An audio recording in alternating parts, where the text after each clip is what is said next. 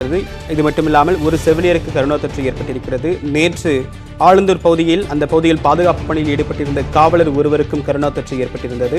அது மட்டுமில்லாமல் தனியார் செய்தித்தாள் நிறுவனத்தில் பணிபுரிந்த ஒரு செய்தியாளருக்கும் தனியார் தொலைக்காட்சியில் பணிபுரிந்த ஒரு நபருக்கும் கரோனா தொற்று உறுதி செய்யப்பட்டிருக்கிறது. தொடர்பான கூடுதல் தகவலோடு நம்முடைய சிறப்பு செய்தியாளர் சாரதா இணைகிறார். சாரதா, தற்போது இன்னைக்கு கரோனா தொற்று எத்தனை பேர் கண்டறியப்பட்டிருக்கு? இந்த 3 மருத்துவர்கள் எந்த பிரிவில் பணிபுரிந்தவர்கள், அவர்களுக்கு கரோனா தொற்று எங்கிருந்து எப்படி வந்தது அப்படின்றது கண்டறியப்பட்டிருக்கா?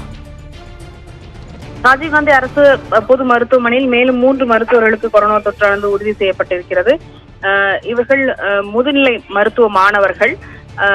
இவர்கள் கொரோனா வார்டிலும் தங்களுடைய வார்டுகளிலும் பணிபுரிந்து வந்தவர்கள், பல்வேறு துறையை சேர்ந்தவர்கள். இவர்களுக்கு கொரோனா தொற்றானது தற்பொழுது உறுதி செய்யப்பட்டிருக்கிறது. யாரிடமிருந்து குறிப்பாக தொற்று வந்தது என்பதை உறுதி செய்ய முடியவில்லை. கடந்த சில நாட்களாகவே தொற்று கண்டறியப்படுபவர்களுக்கு குறிப்பிட்டு இவரிடமிருந்து வந்தது என்று சொல்ல முடியவில்லை. ஏற்கனவே ராஜீவ்காந்தி அரசு மருத்துவமனையில் இருதயவியல் துறையை சேர்ந்த ஒரு மருத்துவர் மற்றும் ஒரு செவிலியருக்கு கொரோனா தொற்றானது உறுதி செய்யப்பட்டிருக்கிறது. இதில் ஒருவருக்கு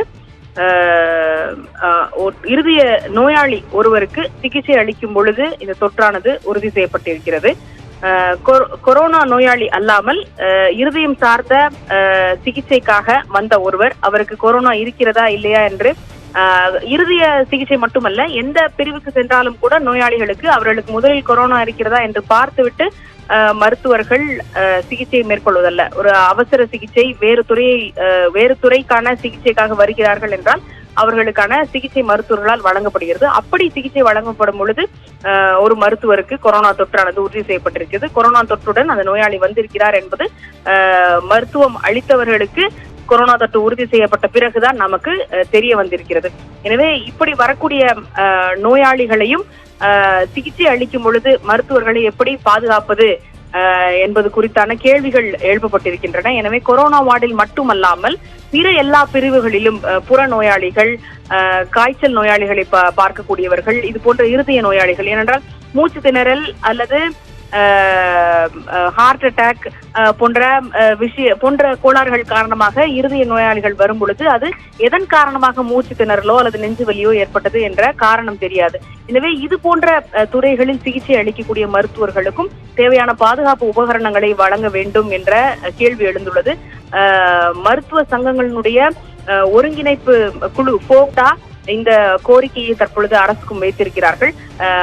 சிகிச்சை அளிக்கக்கூடிய மருத்துவர்கள் மேலும் மேலும் கொரோனா தொற்றுடன் உறுதி செய்யப்படுவதை நாம் பார்த்து வருகிறோம். எனவே கொரோனா வார்டில் இருப்பவர்களுக்கு மட்டுமல்லாமல் எல்லா வார்டுகளிலும் பணி செய்யக்கூடிய மருத்துவர்களுக்கு பாதுகாப்பு உபகரணங்களை வழங்க வேண்டும் என்ற சங்கம் சார்பாக அரசுக்கு கோரிக்கை வைக்கப்பட்டிருக்கிறது. இந்த நிலையில் தற்பொழுது இன்று மேலும் 3 இந்த தொற்றானது உறுதி செய்யப்பட்டிருக்கிறது. இதில் 2 அந்த மருத்துவமனையுடைய விடுதியில் தங்கியிருப்பவர்கள். எனவே விடுதியில் இருக்கக்கூடிய மாணவர்களும் தனிமைப்படுத்தப்பட்டு வருகிறார்கள். ஒருவர் ராயபுரத்திலிருந்து வந்து சென்றிருக்கிறார். எனவே அந்த பகுதியில் அவருடைய வசிப்பிடத்தில் அவருடைய தொடர்பில் வந்தவர்களும் மருத்துவமனையில் இவர்களுடன் தொடர்பில் வந்தவர்கள் என அனைவரையும் கண்டறிந்து தனிமைப்படுத்தக்கூடிய பணிகளை மேற்கொள்ளப்பட்டு வருகிறது. ஏற்கனவே இருதயவியல் சிகிச்சைக்கான பிரத்யேக கட்டிடமானது மூடப்பட்டு அதற்கான அவசர சிகிச்சைகளை மட்டும் வேறொரு கட்டிடத்தில் மாற்று இடத்தில் செய்வதற்கான ஏற்பாடுகள் செய்யப்பட்டிருந்தன. இந்த நிலையில் தற்பொழுது மேலும் 3 கொரோனா தொற்று உறுதி செய்யப்பட்டிருக்கிறது. இது மட்டுமல்லாமல் மருத்துவர்கள் மட்டுமல்லாமல் கடந்த 24 மணி நேரத்தில் சென்னையில் மட்டும் அத்தியாவசிய சேவைகள் இருக்கக்கூடிய அத்தியாவசிய சேவை துறைகளில் இருக்கக்கூடிய 7 பேருக்கு கொரோனா தொற்று உறுதி செய்யப்பட்டிருக்கிறது.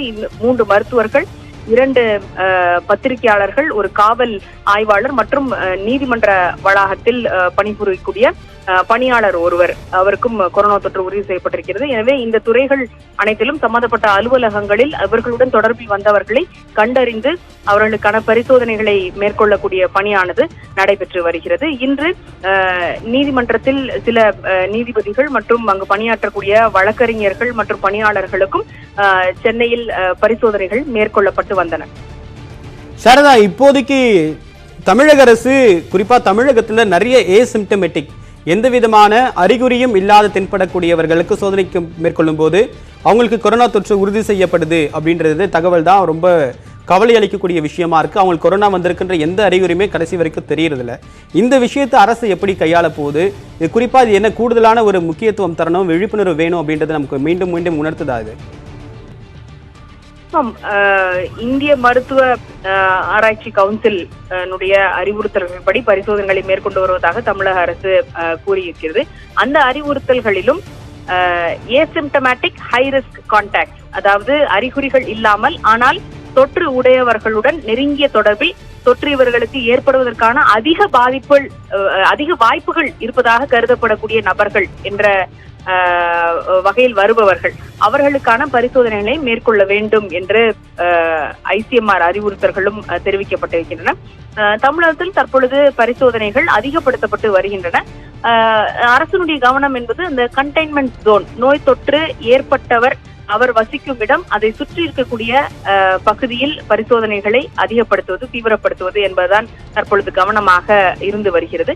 எனவே ஏற்கனவே தொற்று வந்தவரனுடைய தொடர்பில் யாரெல்லாம் இருக்கிறார்கள் என்பதில் தான் கவனமானது இருந்து வருகிறது. நாம் இப்பொழுது பார்த்தவரையும் கூட ராயபுரத்தில் அதிகமாக, சென்னையை பொறுத்தவரை இந்த 7 பேரும் கூட சென்னையில் மட்டுமே உறுதி செய்யப்பட்டவர்கள். சென்னையிலும் கூட ராயபுரத்தில் அதிகமான பாதிப்பானது இருந்து வருகிறது. இன்று நான் கூறிய இந்த 7 பேரில் கூட 2 பேர் ராயபுரம் பகுதிக்கு தொடர்புடையவர்கள். எனவே இந்த நோய் கட்டுப்படுத்தப்பட்ட கண்டெய்ன்மெண்ட் ஜோன் கட்டுப்படுத்துவதற்காக வரையறுக்கப்பட்டிருக்கக்கூடிய பகுதி, அந்த பகுதியில் தான் அரசினுடைய கவனமும் இருக்கிறது. அங்குதான் பரிசோதனைகளும் அதிகமாக இருக்கின்றன. அங்கு நெருங்கிய தொடர்பில் இருந்தவர்கள் அறிகுறிகள் இல்லாமல் இருந்தாலும் கூட அவர்களுக்கான பரிசோதனைகள் ஆங்காங்கே நடைபெற்று வருகின்றன. ஆனால் பொதுவாக அறிகுறிகள் இருந்தால்தான் பரிசோதனைகள், மற்றவர்களுக்கு பரிசோதனைகள் என்பது மேற்கொள்ளப்படுகிறது. தற்போது சென்னையில் 3 மருத்துவர்களுக்கும் குறிப்பாக கடந்த 24 மணி நேரத்தில் மக்களுடன் குறிப்பாக பல்வேறு அத்தியாவசிய துறைகளில் பணிபுரியக்கூடிய செய்தியாளர்கள், காவல்துறையினர், மருத்துவர்கள் இன்று மொத்தம் 7 பேருக்கு தொற்று என்பது உறுதி செய்யப்பட்டிருக்கிறது. இன்றைய நிலவரம், கரோனா தொற்று தொடர்பான நிலவரம், இன்னும் செய்தியாளர் சந்திப்புக்கு சுகாதாரத்துறை சார்பாக எந்தவிதமான அறிவிப்பும் இல்லை. இன்னும் சற்று நேரத்தில் இது தொடர்பான அறிக்கை வெளியாக வாய்ப்பிருக்கிறது. தொடர்பான விரிவான தகவலை கொடுத்த சாரதா, உங்களுடைய தகவல்களுக்கு நன்றி.